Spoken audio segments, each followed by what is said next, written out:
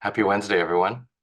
Thank you for joining us. It's my honor to introduce my good friend and colleague, Dr. Nichole Roxas. Dr. Rojas is already a leader in the field. I was in awe of her amazing work during her residency years, even before she matched here for her fellowship, and I've just been, continued to be inspired and thrilled by all the amazing things that she continues to do. So Dr. Nichole Rojas is a second-year child and adolescent psychiatry fellow here at UCLA. She received her MD at the University of Rochester School of Medicine. She received her MPH at the Harvard T.H. Chan School of Public Health.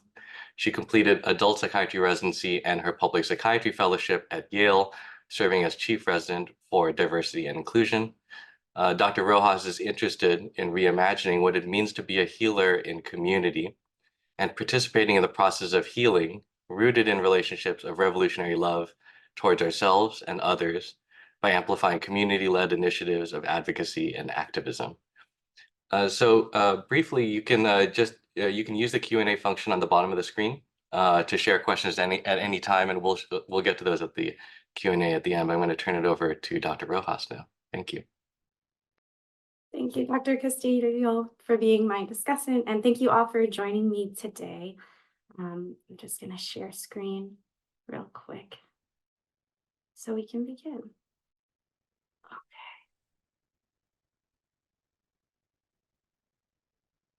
Great. And, it's Valentine's Day. It's a day to celebrate love.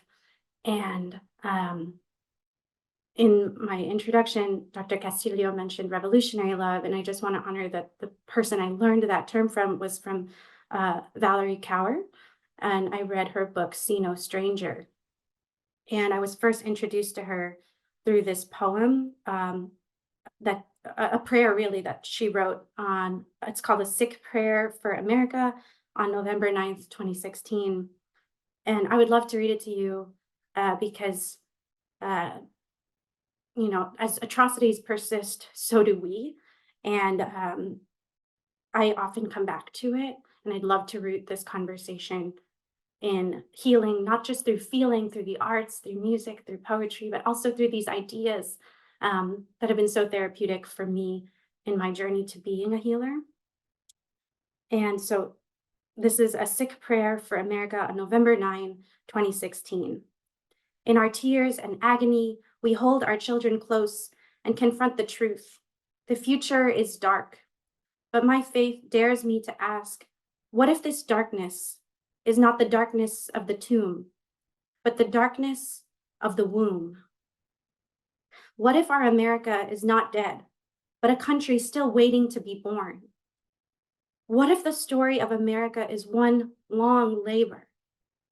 What if all the mothers who came before us, who survived genocide and occupation, slavery and Jim Crow, racism and xenophobia and Islamophobia, political oppression and sexual assault, are standing behind us now, whispering in our ear, "You are brave"? What if this is our great contraction before we birth a new future? Remember the wisdom of the midwife. Breathe, she says, then push. Now it is time to breathe, but soon it will be time to push. Soon it will be time to fight for those we love: Muslim father, sick son, trans daughter, indigenous brother, immigrant sister, white worker, the poor and forgotten, and the ones who cast their vote out of resentment and fear. Let us make an oath to fight for the soul of America, the land that never has been yet, and yet must be. Langston Hughes. With revolutionary love and relentless optimism. And so I pray this sick prayer. In the name of the divine within us and around us, we find everlasting optimism.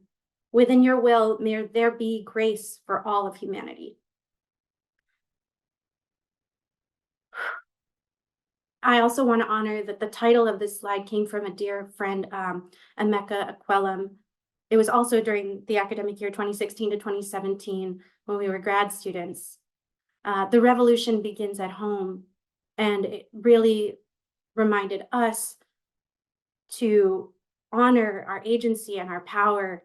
And that's so much of the work of practicing a love ethic, of honoring love and as justice is what love looks like in practice, as what Dr. Cornell West says. It starts with the way we build a home within ourselves, within the home of our family and our chosen family, within the home of where we work as healers.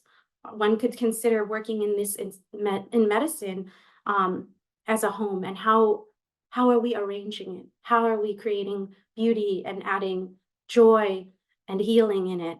And then how do we shape this home of living in America? And so I'd love to take us through this journey by first beginning with gratitude. This is my first grand rounds. It's been over a decade since I had my white coat ceremony as a med student, and I just want to lift up a lot of gratitude, first to earth, to the land that continues to nourish us and be our home, and to honor that this is the land of the Tongva peoples. Next, gratitude to the body that allows me to be sensate and in community and relationship to life. And then lastly, to all of the beloveds in my life who know who they are, who have mothered me throughout my development and growth as a person, as a healer. And I really want to thank my mom and my dad. The first healer in my life is my mother. She's a nurse, and watching my mother and my father, I love them so much. That's why there are tears. Care for not just me growing up, but my grandmother, and most recently my grandfather and my grandmother. It's been really beautiful and such an honor to witness. So I wanted to say thank you to them. And this is a talk based on a lot of what I've learned from them and the way that they show love through care. We begin, as we begin all things in medicine, with a case to root us in the personal and move outwards towards the political. First, we'll start with the biopsychosocial formulation, the structural family therapy lens that I learned through fellowship in CHILD, the structural competency lens developed and co-created by their own interim chair, Dr. Helena Hansen, talking about advocacy and activism, and then sharing some books and ways that we can continue to move in alignment with what's in our head, our hands, and our hearts. And then if we have time, I would love to take any questions from you, beloved audience. Thank you for making the time today. So the case that I want to bring up is a patient, a child that I saw. She's 6. She came into the child OCD anxiety clinic for an intake. And the symptoms that she presented with were as follows: daily stomach aches prior to going to school, as well as during after school programming, where she'd asked to go home like every day. She often worried about what others think of her and for the health of loved ones like her mom. The careful navigation of the playground so that she doesn't run or hurt herself. And even in conversation, multiple times she'd look to her mom, reference mom, before answering the question with me in that session on that day. And her mom told me that she's really scared of speaking in front of other people, that they would hear her voice, hear her talk, fear that talking to people like she doesn't really know. And then also multiple weekly episodes of crying, screaming, throwing things when she doesn't get the specific right hairbrush or the right lollipop, or the eggs weren't scrambled with the right froth.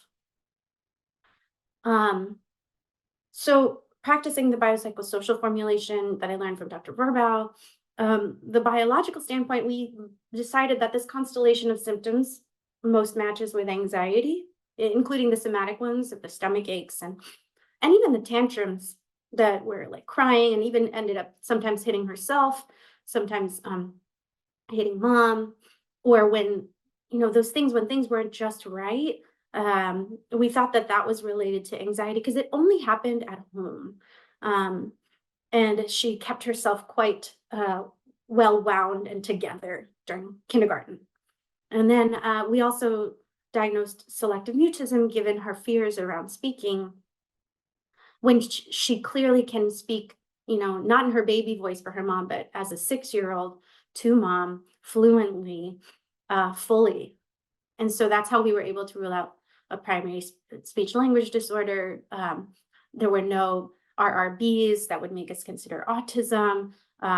Also ruled out oppositional defiant because these moments only happen at home.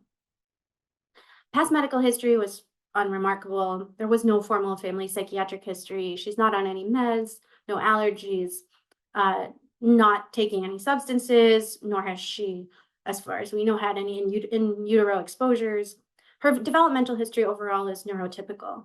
And so luckily, I had the privilege of working at the anxiety clinic where the giants of the field who formulated the manual, the treatment workbook for selective mutism, where you gradually expose children to their the talking ladder, what feels like an easier win, and then gradually progress to maybe even taking the orders of everybody for Dee Dee Reese and getting cookies to celebrate, at the end. And that was such a delight to watch her see how she could do hard things. And so that was the main treatment approach. From a psychological formulation standpoint, it was clear that there were relational concerns, difficulties with her paternal grandmother, difficulties with, striking up conversation and making friends with peers, fellow kindergartners, even extracurriculars.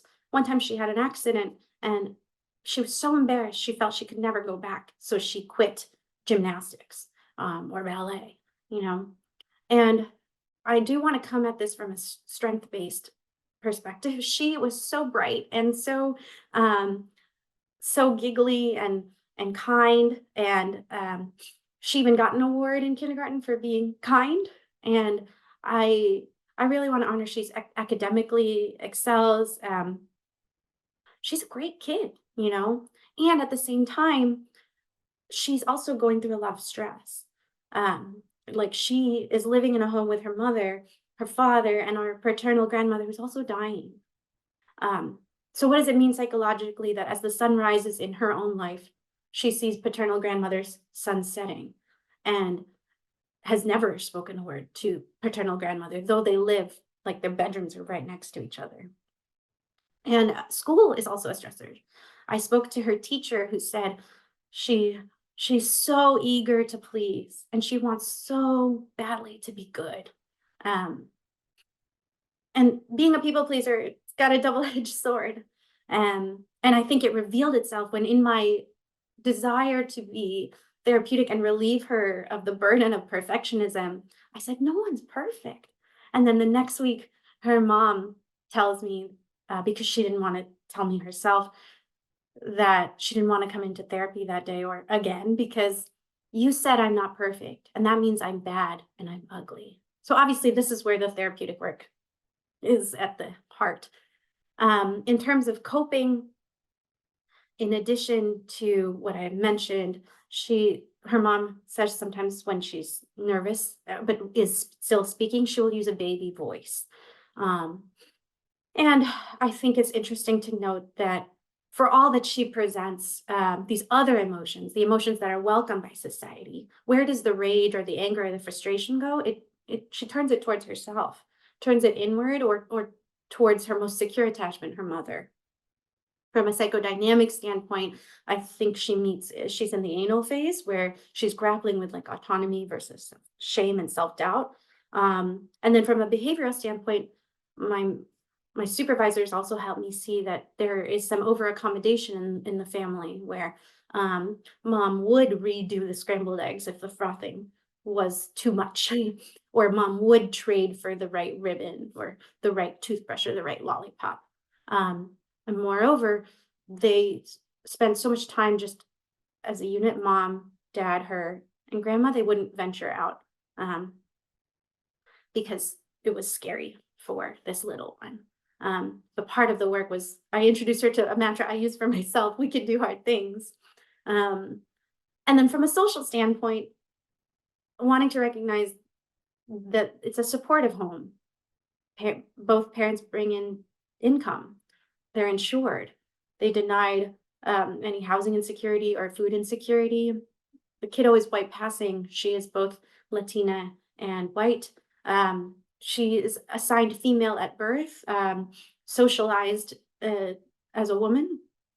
What does that mean in terms of her difficulties with speaking for herself? And then I know we've heard the term sandwich generation, where in this case, her mother is responsible for not only taking care of her as a 6-year-old, but also her dying mother-in-law. And Ai-jen Poo, the president of the National Domestic Workers Alliance, actually says sandwich doesn't quite do justice the amount of pressure that entails. And so she called it the panini generation. And so I want to complicate that and build on that formulation through something I learned through the structural family therapy elective with Dr. Berenstein, this idea of seeing it as a family as a system. And I loved learning about the principle of complementarity, the ways that we co-construct each other. It's reminiscent of D.W. Winnicott's quote, "There is no such thing as a baby. There's a baby and someone." And I really love the idea of reframing, because I think it's depathologizing. Like, the root of the problem is not just in the identified patient, that it is relational. And we can quote unquote spread the symptom to see how each member of the unit contributes to it, and is a part of it. Like, it's not just the identified patient who's the problem, that the problem is created among the dynamic. And so if we are participating in the problem, then that means we have an opportunity to shape it and change it and heal it. And then I loved the structural competency lens that Dr. Helena Hansen and Dr. Jonathan Metzl created. It just blew my mind back in 2014 when this paper came out, because it goes beyond the social determinants of health, like race, socioeconomic status, gender, sexual orientation, and moves us to look at upstream, to look at the systems behind that, like racism, capitalism, xenophobia, patriarchy, white supremacy, imperialism, colonization. And it posits like the competency piece, that this is within our lane, that this is an important part of our training as healers, is to look upstream and try to shape and understand those dynamics, so that, because they have a direct impact on the care we are or are not able to provide, and the resources that are or are not available to us. And in residency, I learned from now doctors Robert Rock and Nean Tara Anderson. They published this paper, Medical Student Activism, Political, Cross-Institutional, Cross-Personal. And this paper was so powerful for me, and it was a required curriculum, part of our social justice health equity curriculum readings. And it delineated the differences between advocacy and activism. Advocacy is rooted in drawing power from being a medical professional, a healer, using the social capital of the white coat or the synecdoche of the stethoscope to advocate for the solution being increased access to more medicine. So examples could include people like med students, when the Affordable Care Act was under threat of repeal in 2016, 2017,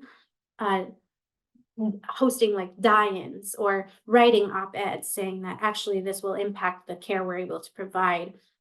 People will lose this many deaths, number needed to treat, of people who will die without insurance, using the statistics, using what we know, using the identity as healer to claim and make a stake for what we believe is right. And then on the other hand, there's this complementary mechanism of action, it's activism. And instead of drawing from the identities of being a part of the medical profession, it's actually all the non-medical pieces, the parts that make us human, specifically human, the intersectional identities at play. Our identities, whether it be by race, gender, sexual orientation, ability status, immigration history. And in those identities that have often been marginalized or plundered, the critique, the solution is the critiquing of medicine. Actually, it's not more traditional medicine. It's more expansive. It's thinking about systems beyond medicine, and how do we radically reshape it?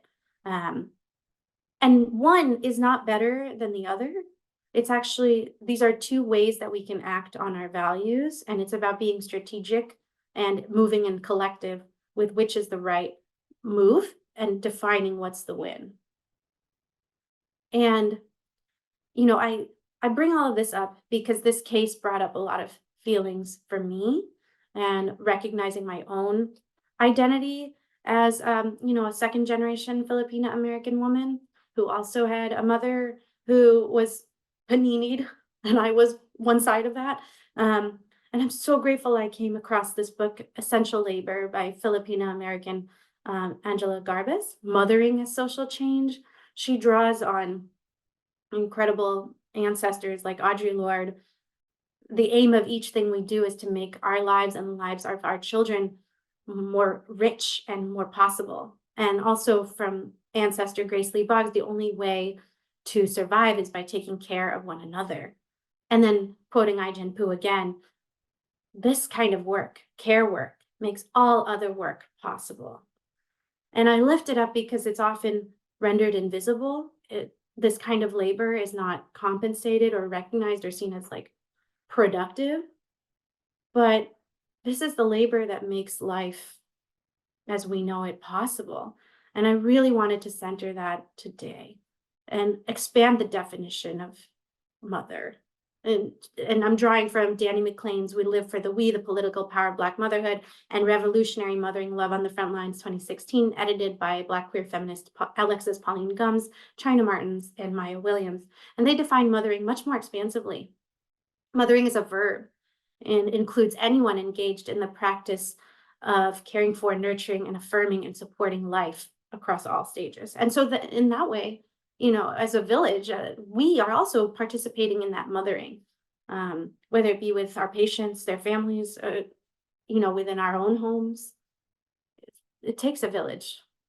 And I really wanted to highlight this care work, place this mother and this child in context, and this paternal grandmother, this intergenerational history of women in context in America. This mom is one of 37.1 million, 14% of Americans who provides unpaid elder care. And almost 4.5 million people in the US are in the quote unquote sandwich generation, meaning they are parenting a child who's less than 18 while at the same time caring for an older person. About 60% of those people are women. And I found this so striking is that Oxfam in 2019 said that if women around the world were just paid the bare minimum wage for all the unpaid hours of care work that they perform, that's $10.9 trillion. In America, that's $1.5 trillion. And that was back in 2019. But because care work remains unpaid, these astronomical numbers, they don't factor into the GDP or into our economic growth. And while a lot of the times we imagine care workers as women, 16 million, aka 40% of American caregivers are men. So just to expand a little more, understand placing ourselves in the specifics, but zooming out, who are care workers?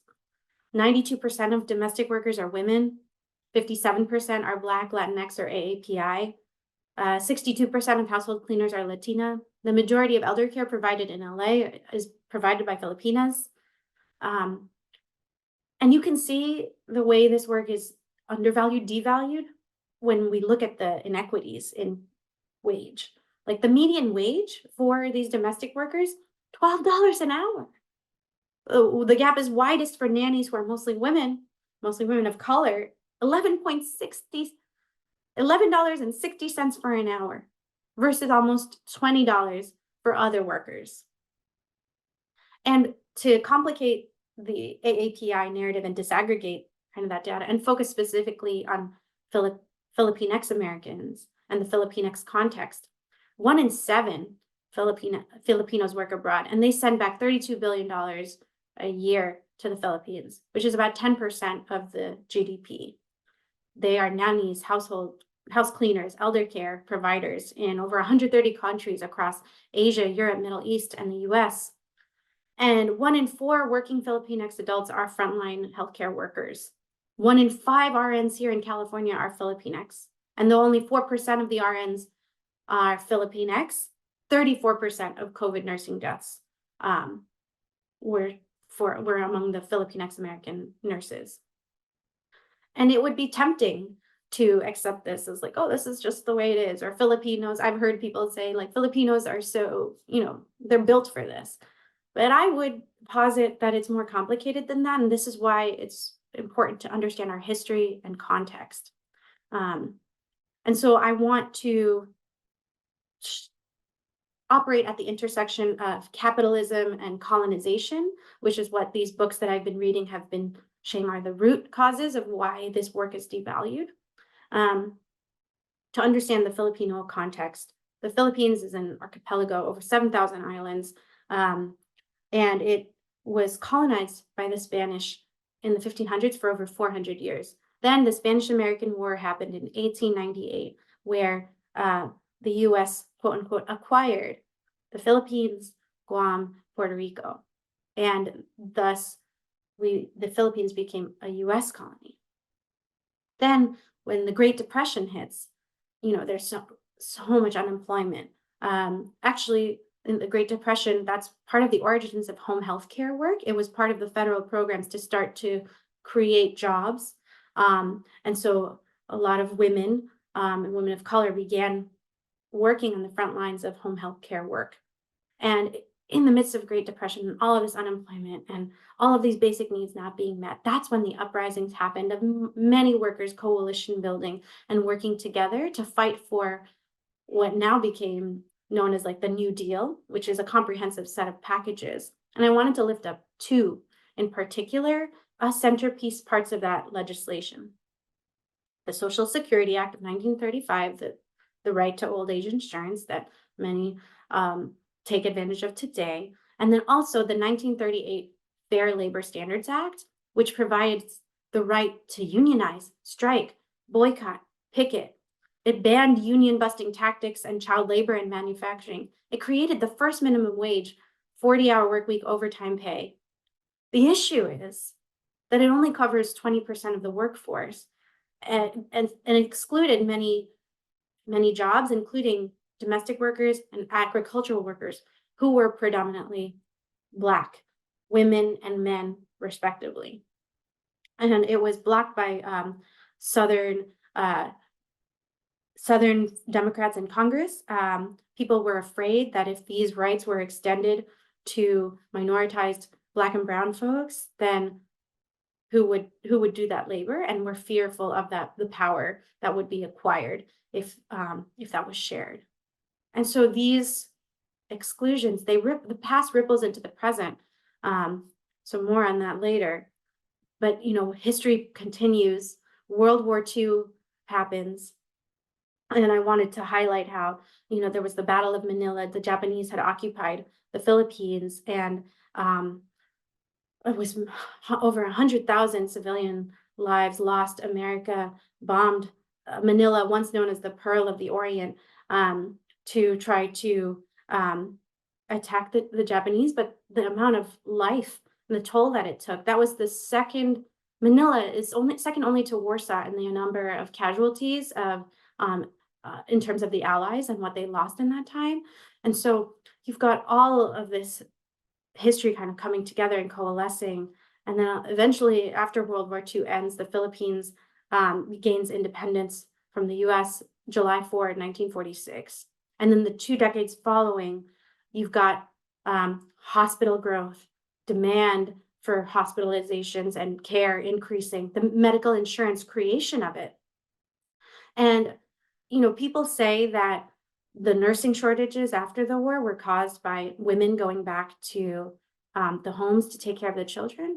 But in the books that I've read, like in Essential Labor, they talk about actually many of the nurses who were women, predominantly white women at the time, they were trying to organize against poor wages and better working conditions. But in the hierarchy of medicine, they didn't have as much power. And so hospital administrators, to try to keep the cost down, they look elsewhere for workers who could work for less. And at the same time, the U.S. Immigration Act of 1965, aka the Hart-Celler Act, gets lifted, so that the quotas on the amount of skilled workers who can come to the U.S. gets lifted.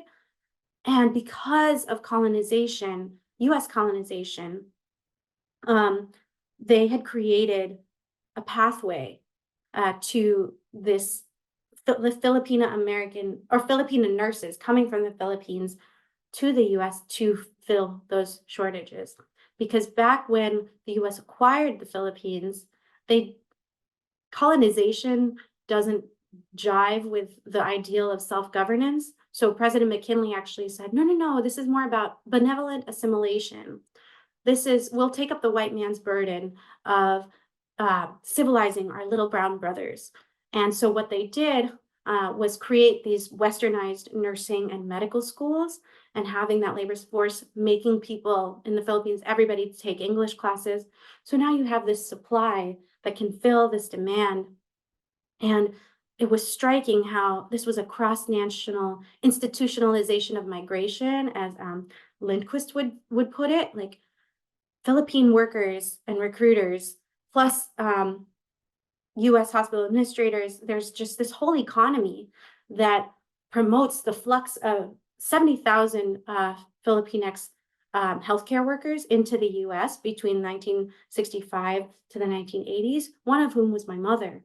And so you have these forces, this life history, why I'm here today. It's all of this context needs to be honored and understood if we're hoping to change it and move and shape change towards more equity and honoring of care work. It is not by mistake or coincidence. And I want to lift up that I have learned this work and these histories through the National Domestic Workers Alliance, and they partnered with Smith College. And I would encourage you all to check out their timeline, dwherstories.com. It's how we reclaim this kind of history so that it doesn't get erased. And this is how I learned about the Great Depression and the Fair Labor Standards Act. This is also how I saw the origins of the home health care work that we take for granted today. And I really wanted to spotlight the National Domestic Workers Alliance. They do incredible work. And if you check out their website, there are multiple ways to get involved. Multiple campaigns, whether it be around childcare or providing resources. There's just so many ways to tap in and be a hopeful participant in democracy. We are in an election year. How do we make sure that care work, this work, is on the ballot?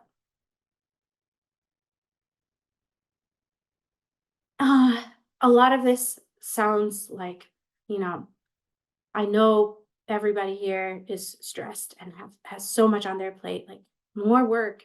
But I would argue that the structural competency lens, thinking in terms of structural family therapy, like that, it's actually really energizing, because the current state of, at least in my training, of our work, it can be very, what do you call it, like draining, not fulfilling.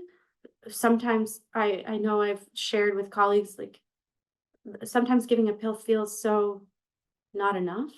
And the social fabric doesn't allow us to provide the healing that we really need. Like maybe what people really need is a union, or that their basic family needs are met, or that they have a roof over their head, or that they have access to food. And that tradition of thinking structurally, like this is before me. This is back in like Jack H. Geiger, 1960s Mississippi Delta, prescribing food as medicine, one of the founders of the community mental health centers, and Physicians for Human Rights. This is back to Rudolf Virchow in the 1800s, one of the founders of medicine, saying like medicine is politics, but on a large scale. We have to recognize the biological and the social. And I hope that when I spotlight in-home support services, that this can feel like one tool for advocacy, and giving the people the resources they need to care for themselves. Like if your patient has Medi-Cal, the case I shared, they had private insurance, but let's say they had Medi-Cal, make sure it's in your referral plan to connect them to in-home support services here, because this program allows people to provide in-home assistance to eligible, aged, blind, and disabled individuals as an alternative to out-of-home care, and enables recipients to remain safely in their own homes. You know, often the resources that we provide to people are just as therapeutic, if not more.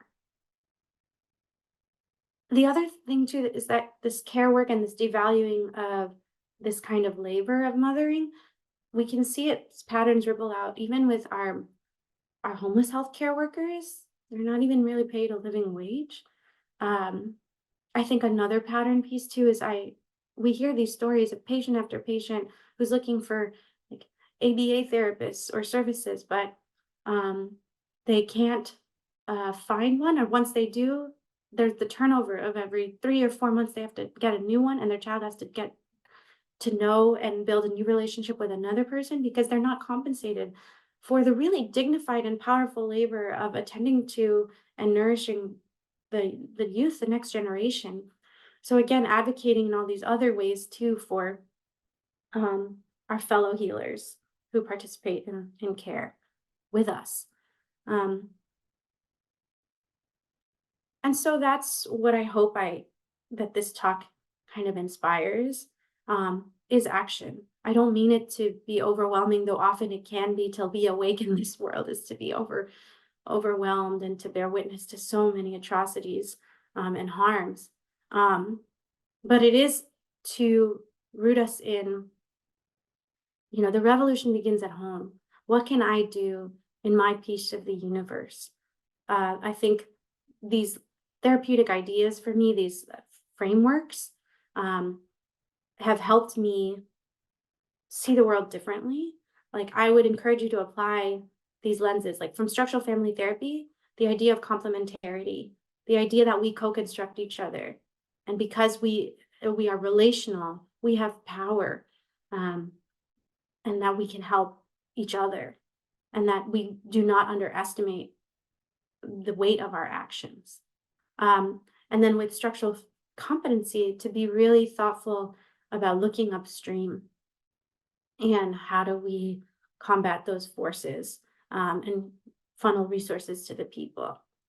I would also say that my hope is that we keep our hearts open and we continue to see our connectedness. And by participating in advocacy and activism, we are in community. We are not alone.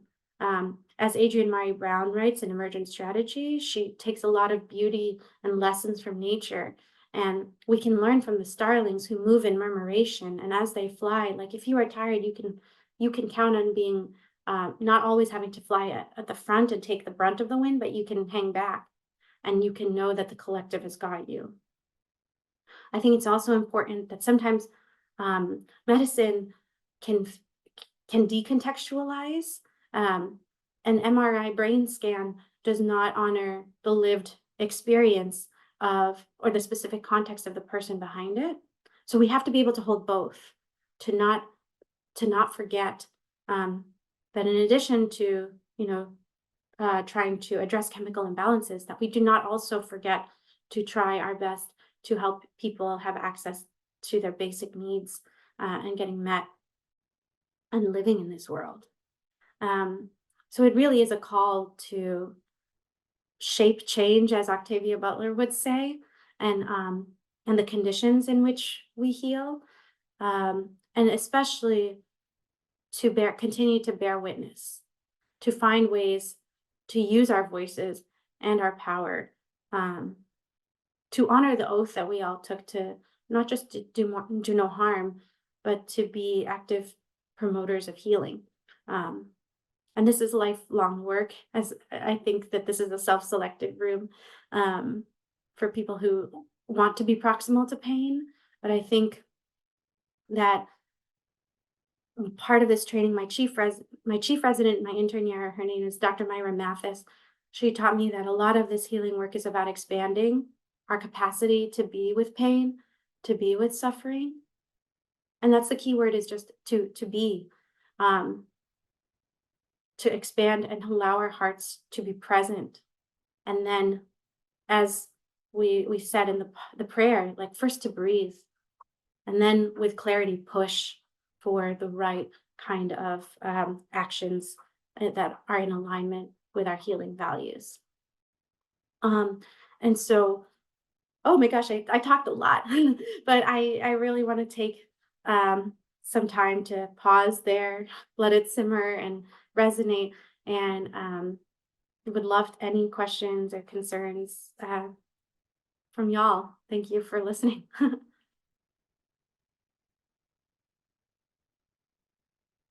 Hi, everyone. Wow. What an amazing grand round. Dr. Ross, we're not all in the same room with you, but I hope that you can hear and feel all of our applause and gratitude from wherever we're located. I want to encourage everyone to put their questions into the Q&A function at the bottom of the Zoom. But to start us off, is it okay if I ask a question? Mm, Um, the thing that really struck me in your presentation is just how fluent you are with structural competency. You've done so much thinking and leadership around that concept. For people just starting to think about their own structural competency, what advice, would you give them on ways to incorporate structural frameworks into the care that they provide? mm. That's a really great question. Um, I think I'm going to bring in Adrienne Maree Brown's idea of the fractal, and this idea that the small is all, and that what interactions we have, whether it be maybe most immediate, like in this encounter, my relationship to the patient, um, that those actions can be a form of advocacy and activism, and that we not underestimate their power. Um, and I think so much of these institutions are embodied and how we relate to one another. And as much as we do focus on the structural, I'm going to bring in the feminist movement, the idea of the personal being political. Um, these relational moments matter. I think the first instance that comes to mind since I'm speaking to psychiatrists and psychologists, we bear witness, we hold and see so much pain and anger and people who are suffering. And I think one big way to practice structural competency is allowing ourselves to stay with the affect, to allow a slowing down and a being present with before moving to control or to I think a big example, an intense example, is like restraints use, or but whether chemical or physical, that we first move to the tool of relational, and bear witness to the pain, how create bigger capacity to allow for de-escalation, and create more time to listen and to understand what the person in front of us is saying. That way we continue to honor the criteria of not moving to those tactics of like taking control or power over somebody else, as much as possible. That we do not let our fear or our own response drive and distort the potential for whether they are actually a danger to themselves, or specifically a danger to us. And then if we consider race, and I know UCLA has done a lot of work with that. I'm super proud that it's made this commitment to be restraints free within 5 years. I think that's a specific kind of honoring of values. I'm going to stop the screen share. That's one way I can see psychiatry trainees honoring structural competency. The other was the one about the in-home support services that you taught me about? Like, what are ways that we can refer um, and connect people to resources available? And I mean, I'm a trainee, and to be here is already a marker of so much privilege and understanding and speaking medicalese. So how do we continue to share those resources with the people who need it the most? And I think the other piece too, as much as we advocate for the patient, I think structural competency in practice is also about advocating for ourselves, and for each other, for our peers. Like if you see someone like trying to harm you, like with words, like maybe a microaggression or something like that, that I'm very grateful to the attendings in my life who have said, actually, this she is a doctor, and we do not tolerate that kind of disrespect. You don't get to choose who is your provider. Like being clear, that kind of those bystander kind of moments. I've been thinking a lot about how these one-on-one interactions, they can like linger, in your heart when you are harmed. Um, I still remember those times, but at the same time, if that's the power that one person's actions can do, imagine the power of somebody extending kindness and compassion. If you were to ask the child, "Hey, what's your name? What are your pronouns?" So that there is that space to be beyond the binary. Um, I think that those questions that we ask, to ask about housing insecurity, to ask about food insecurity, to ask about structural vulnerability, questions like that, can really shape the ways that the clinical interaction practices, so structural competency on the ground. Absolutely. No, and I really love your answer to that because it makes me just to underscore what you're saying is that with structural competency, there can be uh, this intellectualization or removal from the patient thinking about the social forces. But I really love that you underscored focusing on ourselves, focusing on supporting our colleagues, supporting our patients, being present with pain and suffering. I think that's a really beautiful answer. We have a couple of questions in the chat. One is from Dr. Richards. Such a wonderful grand rounds, Nichole. You build community wherever you are. It is who you are. She asks, what advice would you give to those who want to help educate others on sensitive issues, which may introduce a fracture, while building and or maintaining community? Mm. Thanks, Misty. So great. That I think this question gets at um, moral courage, because to talk about these issues is obviously they're very charged and very felt and embodied, and there's a lot, like we live in a white supremacist world, so there's a lot of unlearning that needs to be done, and that kind of separation causes pain, especially if your identity is one of a privileged one. It's very hard to hear. It's very hard to say, like, oh, well, I'm not like that, to not get defensive. But I think that's the work that we all need to do. And I think being in these spaces, um, part of what's been so helpful is being clear on values and setting like the ground rules and expectations of how we conduct ourselves and how do we honor especially like the voices of the minoritized and the plundered, and not let like feelings related to privilege, like not let that kind of fragility, that's my work to do. It's really tough because in these conversations, I think you can't make people take accountability. People, that kind of being able to self-soothe yourself and reckon with and understand this history that you might not have maybe seen yourself as a direct actor, perpetrator of, but you are complicit in because this is the history we've all inherited.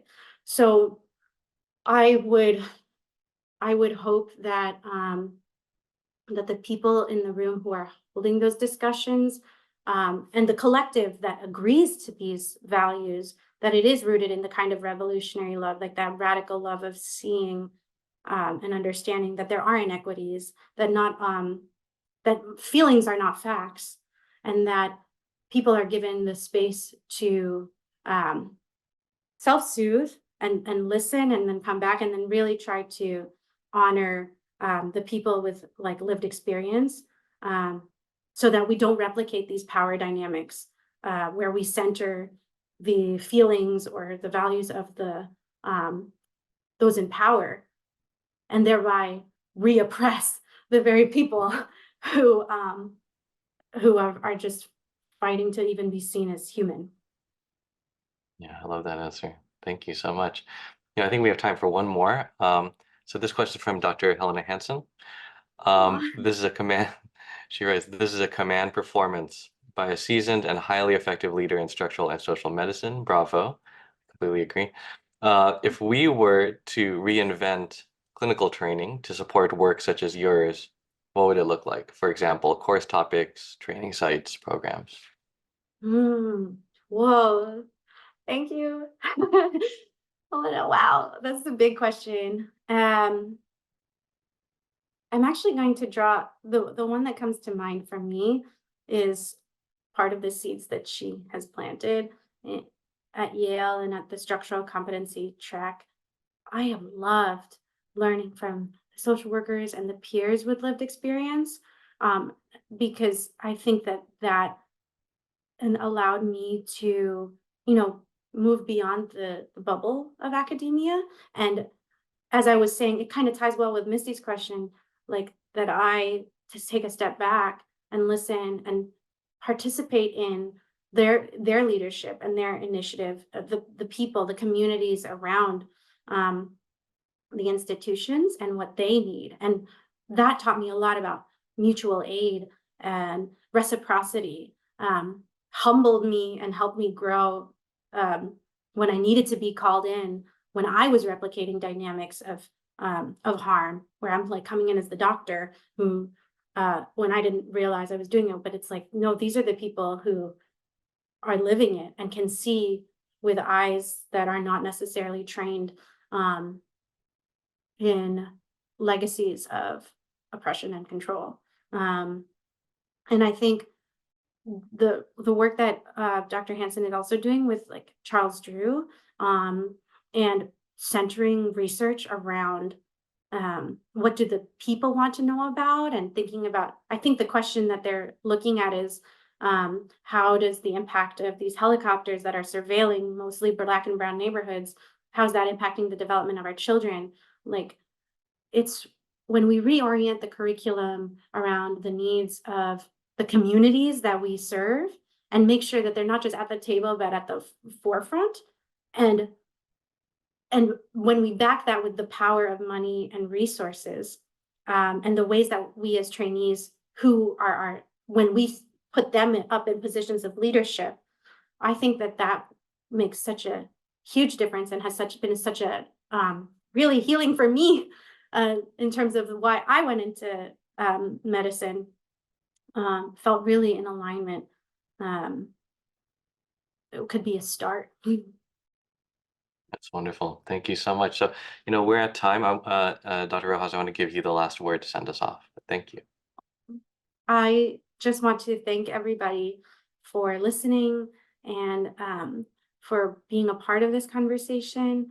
And on this day of love, like maybe we can focus on the rigor of love and the love ethic and what it means to extend that not just to ourselves, but to all people. And I'm going to end with Ruth Wilson Gilmore said, "Where life is precious, life is precious." So may we continue to be in on this for the long haul and support each other as healers. So thank you so much.